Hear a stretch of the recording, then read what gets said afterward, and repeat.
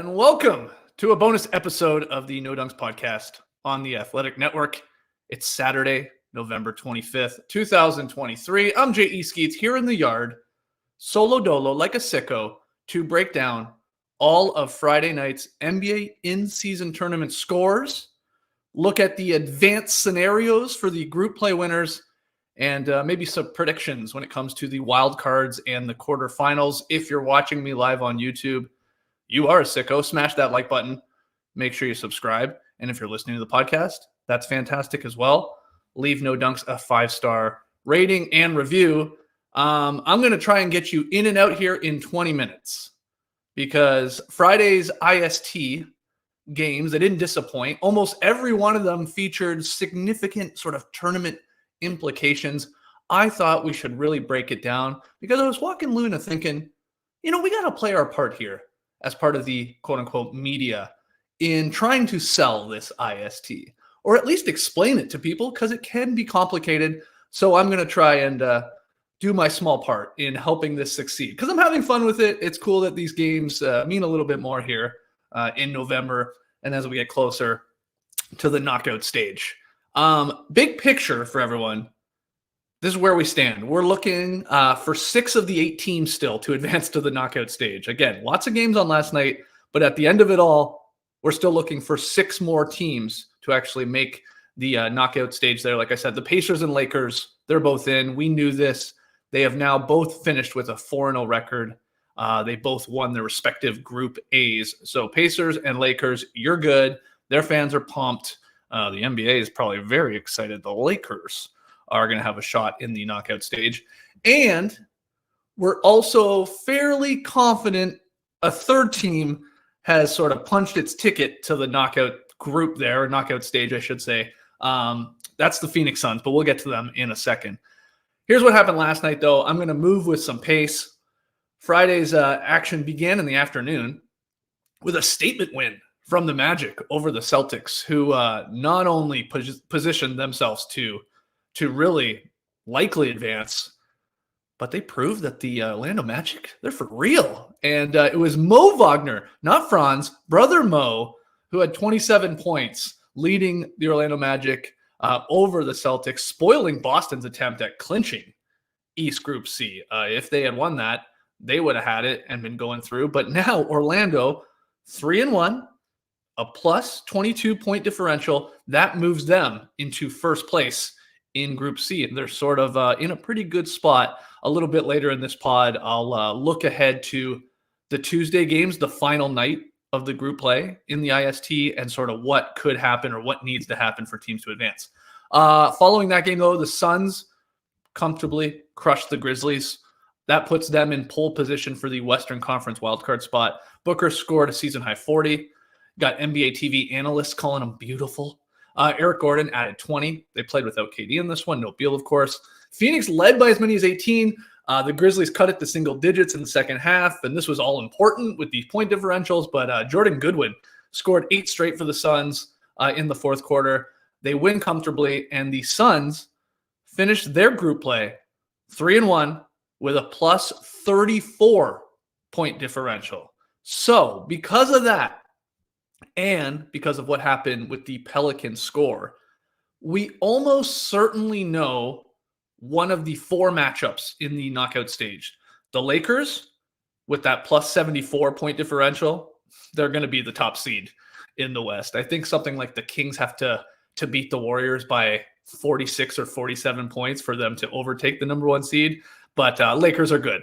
They're the top seed. And then the Suns, by virtue of their wild card status, they're going to be the 4th team.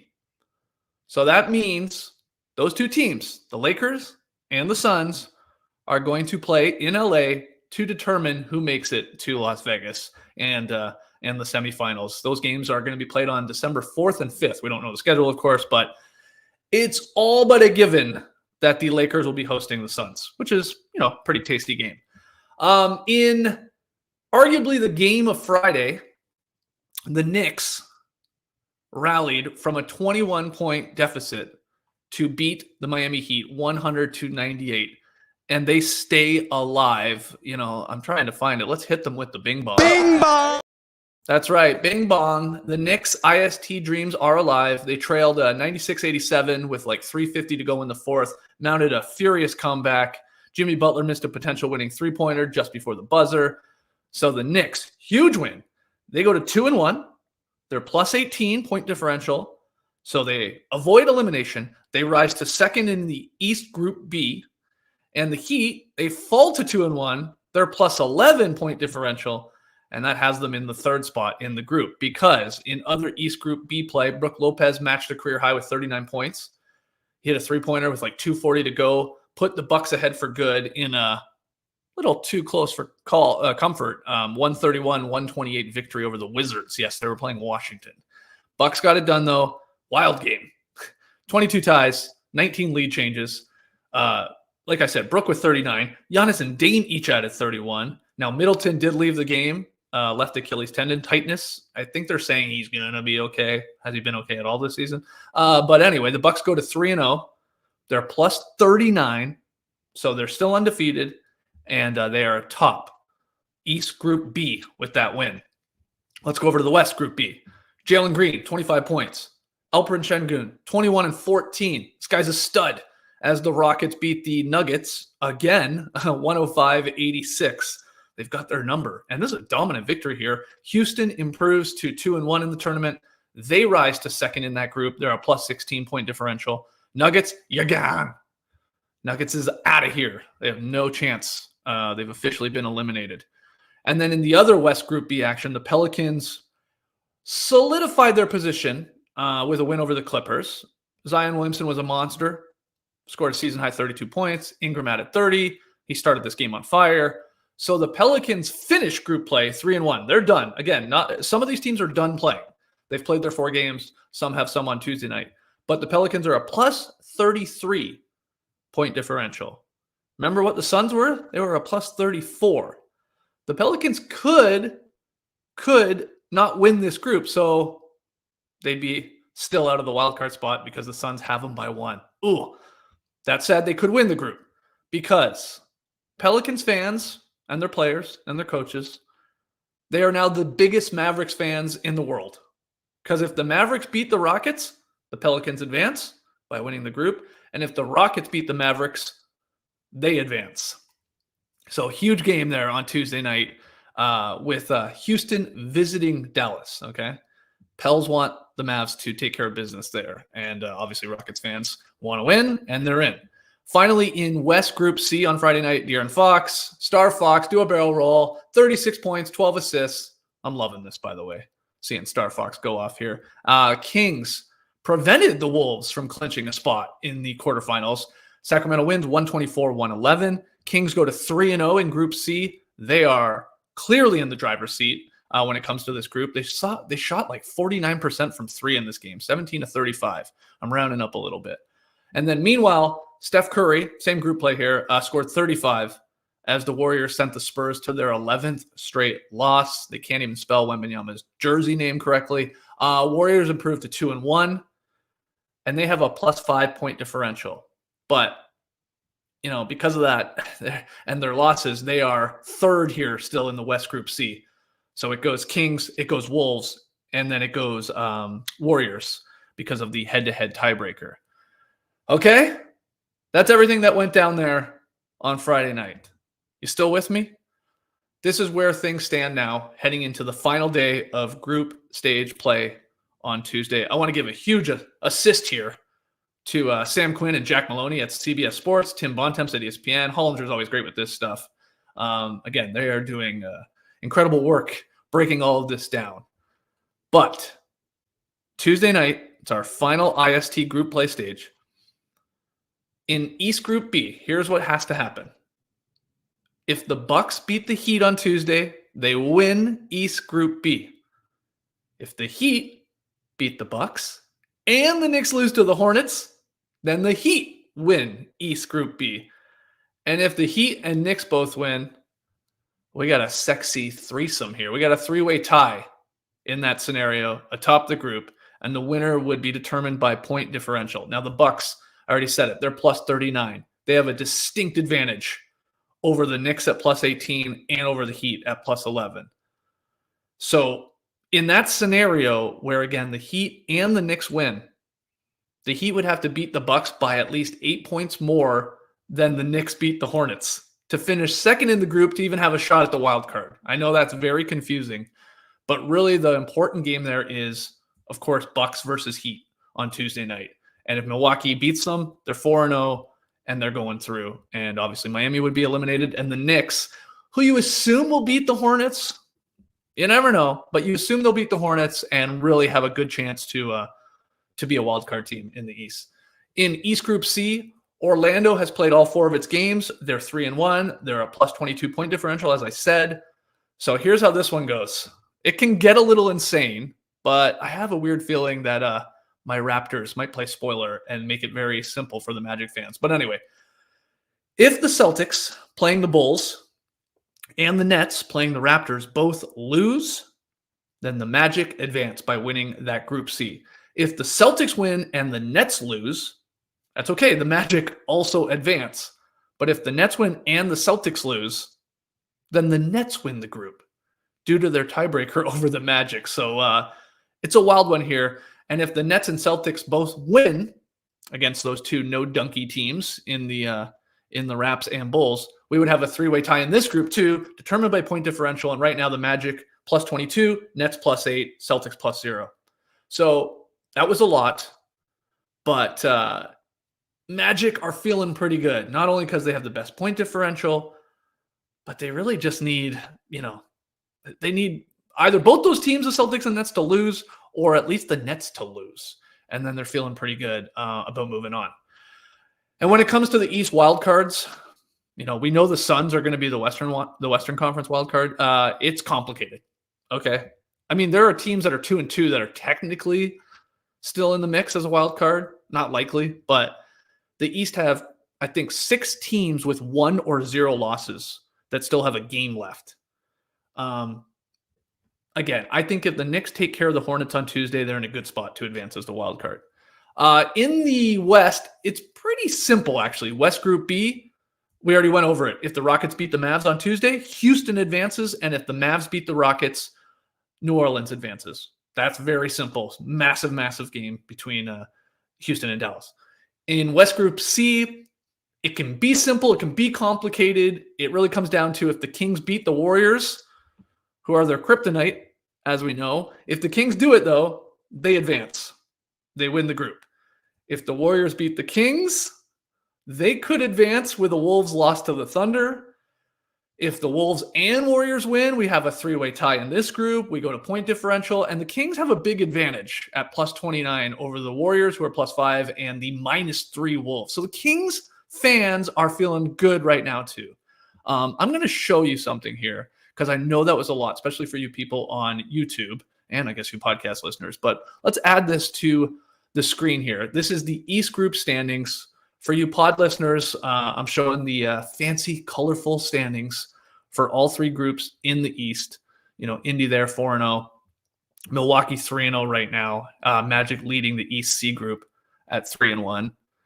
It's funny they include points total as a column. I mean, I get it, but I know we could get to that when it comes to tiebreakers, but it's like, do we really need that on the graphic? Otherwise, it's pretty slick. So let me remove that one, and I will show you the West. Just give me 1 second here because I got to fire up a whole other share screen scenario here. Now I got to make sure I pick the right one. Okay, so you should be seeing the West now. Lakers 4-0, Suns plus 34, again in that point differential at 3-1. They're going to be the wild card team. And then I love these other 2 groups here in the West B, West C. Pels 3-1, Rockets have a chance though, and then West C, Kings 3-0, the only undefeated team in that group, with Mini and Golden State at 2-1. Okay, you see all the colors? Do you like all the colors? What's your favorite color? Let me know in the stream team. Removing that, I'm going to give you my predictions, how this all finishes on Tuesday night when it comes to the in-season tournament quarterfinal matchups. Here's what I think happens. We'll start in the East. I think the Heat are going to beat the Bucks on Tuesday. And I think the Knicks are going to beat the Hornets. So, if you remember, that scenario would give us a 3-way tie in that group. But because Milwaukee is so far ahead with their point differential, I think they're going to be okay. They're going to finish. Again, this is just my predictions. They'll finish atop the group because of point differentials. Then the Knicks would be second and be the wild card. And then the Heat, I think, will be 3-1 and still not make it. And everyone's going to get all upset. That's why I think the Heat are going to beat the Bucks. Maximum chaos. People pissed off. What? They're 3-1. They're not through. And we need to change it already. I think that's what's going to happen here. Okay. So I do think Milwaukee, New York, and Miami in that order, all tied, but point differential going to the Bucks. In East Group C, I'm going to play my homework card here. Thank you very much. I think the Raps beat the Nets, and that means the Magic would advance. The Raptors are going to want to screw Celtics fans, right? They've got some history in playoff matchups. Obviously, in the same division there. I guess the Nets are too. I think the Raps beat the Nets. Play spoiler. Don't even give Boston a chance, and or the Nets a chance, and that means the Magic would advance.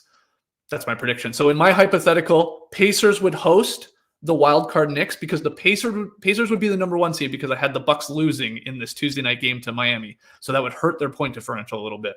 Pacers hosting the Knicks, Bucks hosting the Magic. Are you excited?